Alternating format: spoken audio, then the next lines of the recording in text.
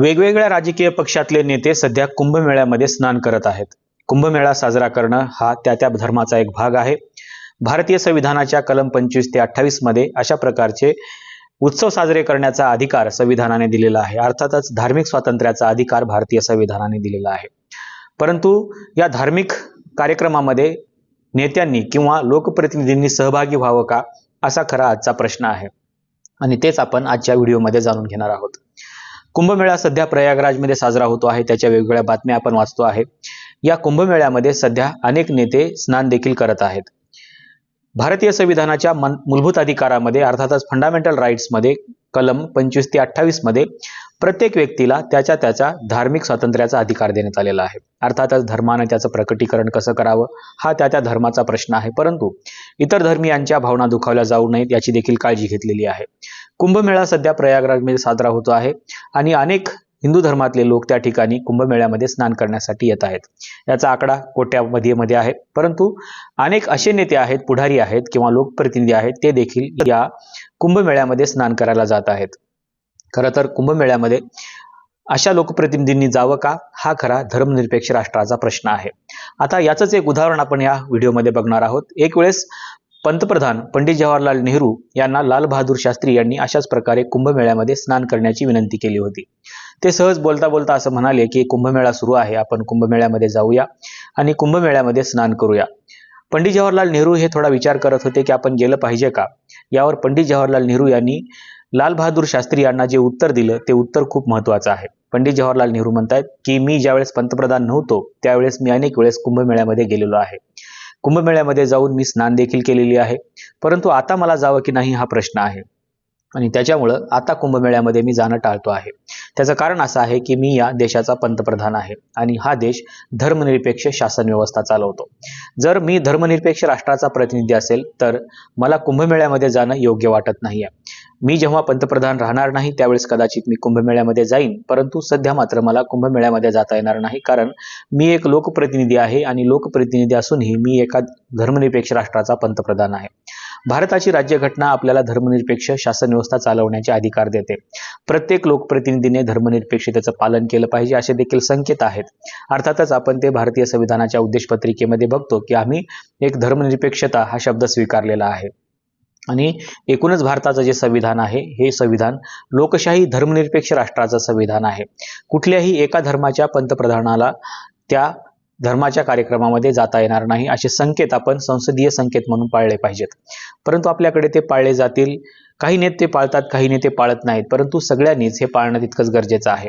कुठल्याही धर्माचा कार्यक्रम असो, मग तो बौद्धांचा असो, तो हिंदूंचा असो, तो ख्रिश्चनांचा असो, तो मुस्लिमांचा असो, तो शिखांचा असो, तो पारशींचा असो, तो ईसाईंचा असो, कुणाचाही असो, या कुठल्याही धार्मिक कार्यक्रमामध्ये कुठल्याही लोकप्रतिनिधीने जाऊ नये असे संकेत आपण पाळले पाहिजे, कारण आपण धर्मनिरपेक्ष राष्ट्र चालवतो आहे.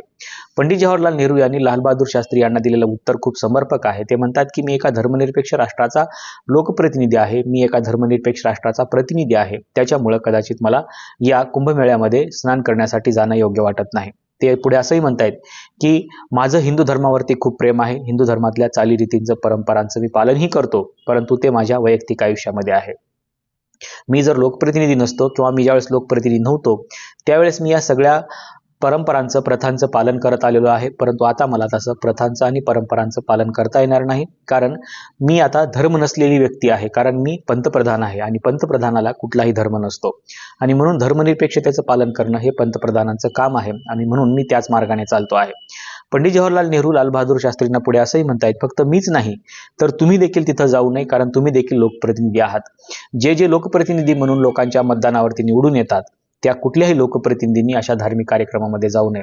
त्या धम्मपरिषदा असोत, त्या कुंभमेळा असोत, ते ख्रिश्चनांचे कुठले कार्यक्रम असोत, तो मुस्लिमांचे कुठलेही कार्यक्रम असोत, कुठल्याही धर्माच्या कार्यक्रमामध्ये कुठल्याही लोकप्रतिनिधींनी जाऊ नये, कारण आपलं भारताचं संविधान किंवा भारताची जी शासन व्यवस्था आहे ही शासन व्यवस्था धर्मनिरपेक्ष स्वरूपाची आहे. अशाच प्रकारचे संकेत पंडित जवाहरलाल नेहरू यांनी पंतप्रधान असताना सातत्याने पाळले आणि त्यांनी इतर मंत्र्यांना किंवा त्यांचे जे काही सहकारी होते त्या सहकाऱ्यांना देखील सांगितलं की आपण अशा प्रकारचे संकेत पाळले पाहिजे आणि हेच आपल्या राष्ट्रासाठी महत्त्वाचं आहे. भारतीय संविधानाच्या उद्देशपत्रिकेमध्ये धर्मनिरपेक्षता हा शब्द नंतर इंदिरा गांधी यांच्या काळामध्ये आलेला असला तरीही भारताचं संविधान मुळातच धर्मनिरपेक्ष आहे. कारण कुठल्याही एखाद्या धर्माचा प्रतिनिधी म्हणून आपण कुठल्याही व्यक्तीला संसदेमध्ये निवडून देत नाही.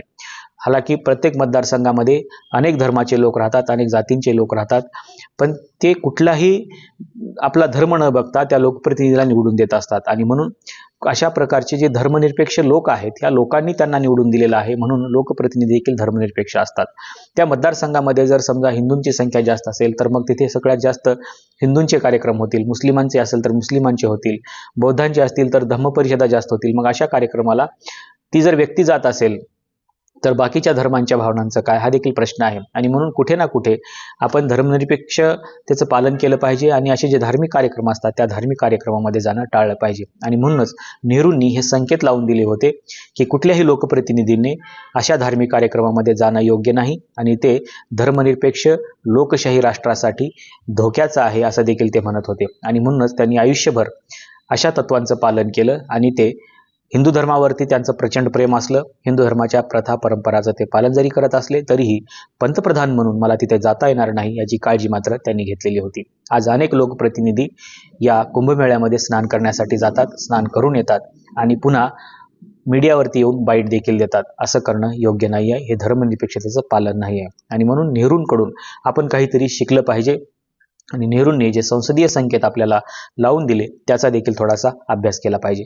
आपल्याला नेमकं पंडित जवाहरलाल नेहरू यांच्या भूमिकेबद्दल काय वाटतं हे सांगायला विसरू नका. धर्मनिरपेक्ष राष्ट्राच्या लोकप्रतिनिधींनी अशा प्रकारच्या धार्मिक कार्यक्रमामध्ये फक्त कुंभमेळ्यामध्येच नाही तर ते कुठल्याही धर्माचे कार्यक्रम असो, बौद्धांचे असो, शिखांचे असो, हिंदूंचे असो, मुस्लिमांचे असो, कुठल्याही धर्माचे असो, अशा कार्यक्रमामध्ये अशा लोकप्रतिनिधी जाणं योग्य आहे का? आपल्याला नेमकं काय वाटतं हे सांगायला विसरू नका. तुमचं मत महत्त्वाचं आहे कारण तुम्ही धर्मनिरपेक्ष राष्ट्राचे नागरिक आहात आणि मतदार आहात. तुम्ही जोपर्यंत ठरवणार नाही तोपर्यंत हे घडणार नाही, हेही लक्षात घ्या. आणि म्हणून आपलं मत महत्त्वाचं आहे. आपलं मत नोंदवायला विसरू नका. कमेंट बॉक्समध्ये तुमचं नेमकं म्हणणं काय आहे ते सांगायला विसरू नका. आजच्या व्हिडिओमध्ये आपण इथेच थांबूया. धन्यवाद.